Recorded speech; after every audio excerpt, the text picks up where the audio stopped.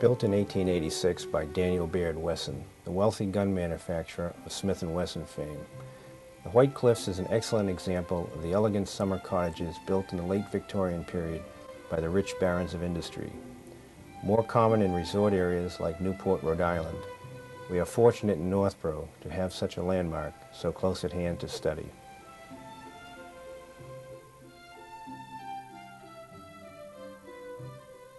Hi, my name is Brian Smith.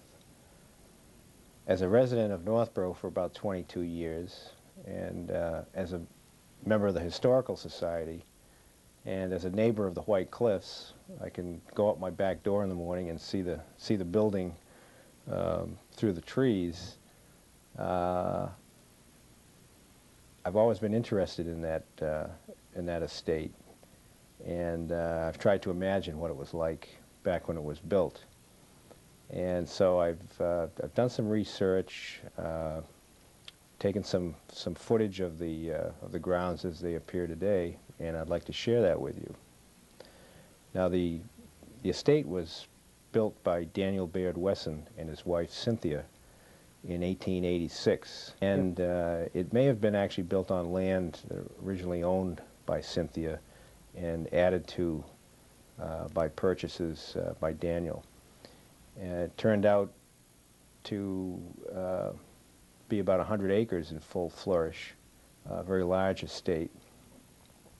Now the Wessons, this was a summer home. The Wessons spent about 18 years summering in Northborough, and they both died in 1906 at a very advanced age, since Daniel himself was 61 when the house was built in 1886.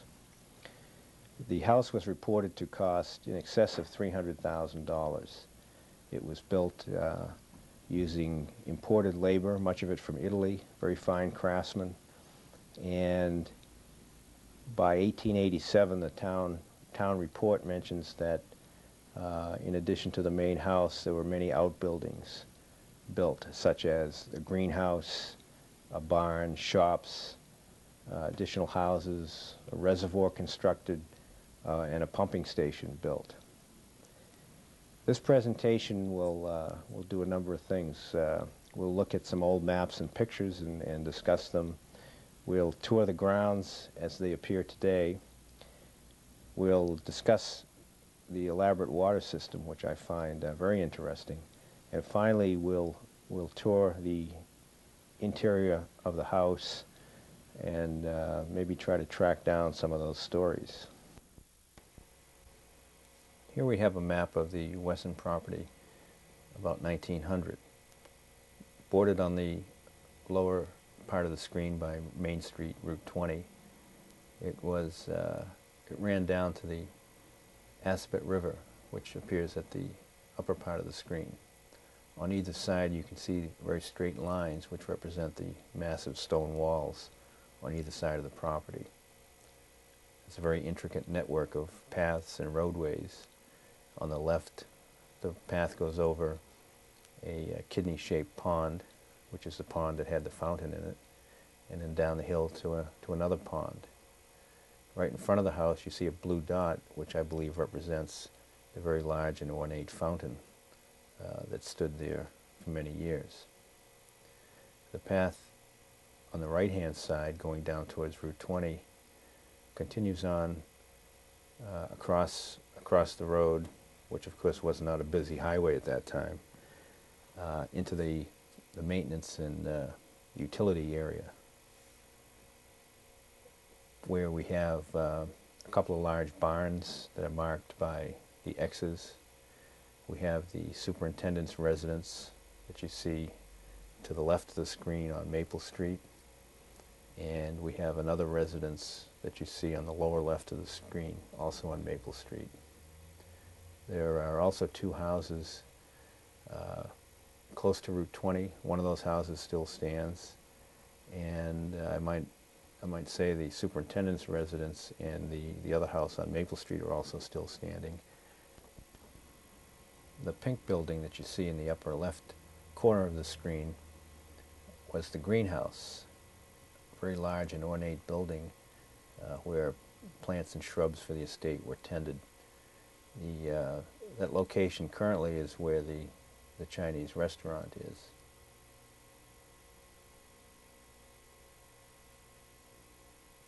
Looking at this shot, approximately the center of the screen, you can see a piece of property just south of Route 20 labeled S.H. Hunt.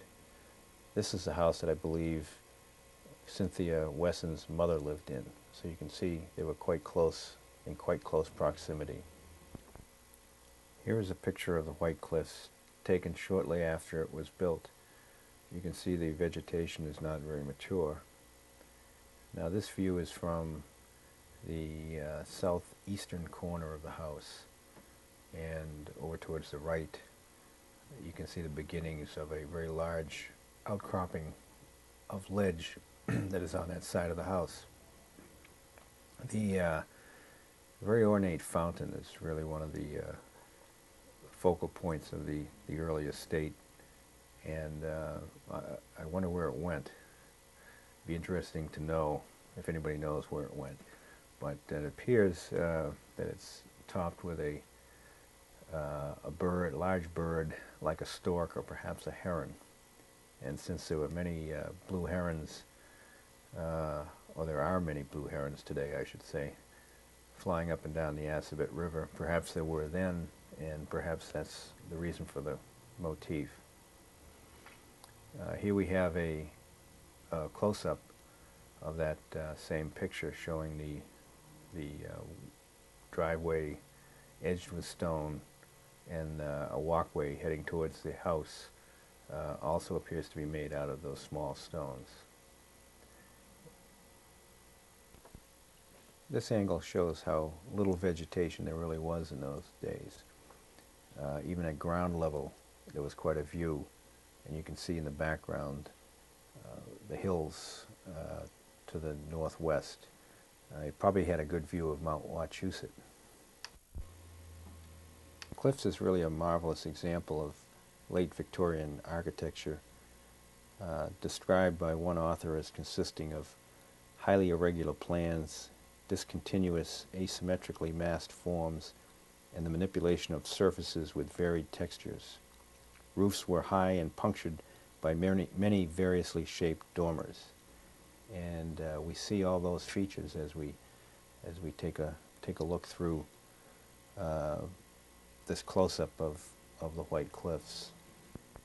Here we see the beautifully detailed brick chimneys, the use of asymmetrical windows, terracotta moldings, kind of randomly dispersed over the exterior, a variety of different shingle textures, fancy railings on the portico to the left, and the use of stained glass above many of the windows. Note the kind of basket weave design in the gable end of this portico that faces out over the town, and you can see there's a stained glass window right inside that design, and that we believe is the spider and fly stained glass that appears downstairs today in one of in the bar area of the restaurant. Here's another good look at the fancy chimney work, and the tops of the towers that are now missing. There are two towers on the building, one on the southeast side and one on the northwest side. And at some point, long after the Wessons were out of the picture, the roof sections of the towers were dismantled, and it's just flat today. Here's a good look at the exterior detail on the lower floor, where we have red sandstone and very intricate porch supports and railings. The porte cochere. This no longer exists on the building, and the porch area adjacent to it is now inside the present White Cliffs. The perspective from Main Street, looking across the sidewalk and up the hill, you can see in the just behind that tree on the right, the fountain sticking out. Now, if St. James Drive had been there at this time, that's approximately where this picture was taken from.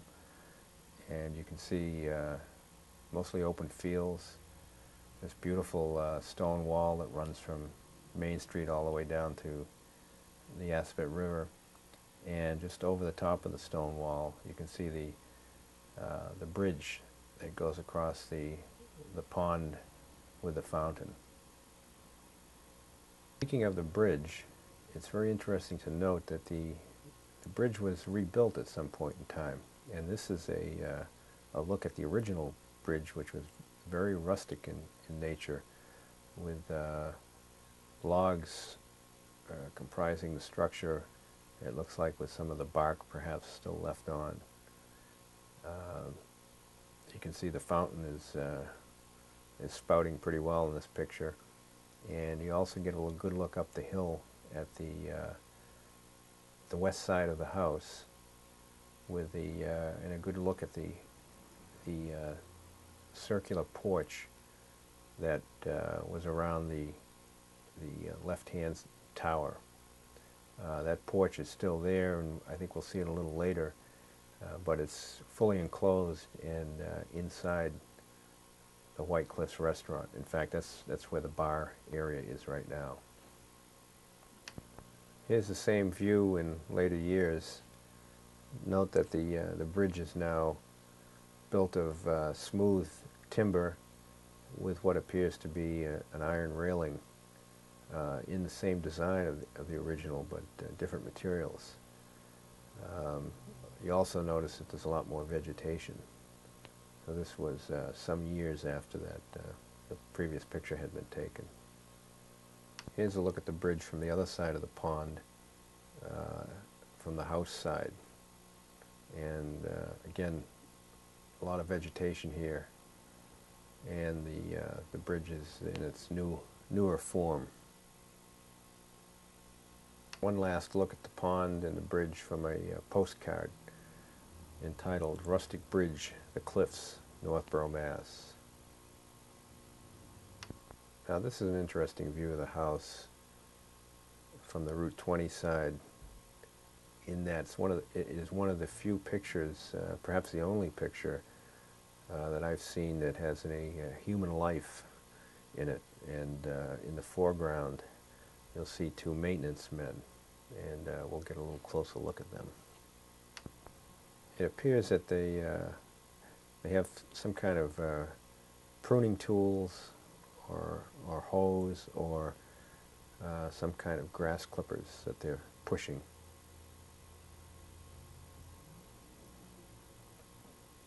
As you can imagine, there was a lot of maintenance surrounding an estate of this size, with all the vegetation and the ponds and the roadways. Now here's a structure that most of you are probably familiar with. This stood until very recently right along Main Street on the corner of the property where the new duplex houses were built a few years ago. And you can see how rustic a structure this was, and they call this some people call this a summer house. Those posts that are holding the roof up and the roof structure were still standing up, like I said, up until a very short time ago. And if we look in the center of the picture, you can see an enclosure, and in that enclosure was a well. Now I can remember going up to this and looking down into that well before they capped it over, and seeing shafts or tunnels going off in different directions. So it looks like they had a pretty significant water supply coming in there. in this close-up you can actually see the cover to the well, and you can see right in the center of the picture a rope going up to a pulley that was attached to the ceiling. Here's a nostalgic view down Maple Street, and some people call this Wesson's Corner. On the left, that first house is the superintendent's house of the estate, and the other buildings, barn and other houses, would have been further down on Maple Street. Here's another look at that intersection, but looking east along Main Street. And you can see here the greenhouse in the background and two of the houses that were used by the workmen and employees. And the first house is still standing, and we'll see that a little bit later in some more recent video. Just a little closer look at that same perspective.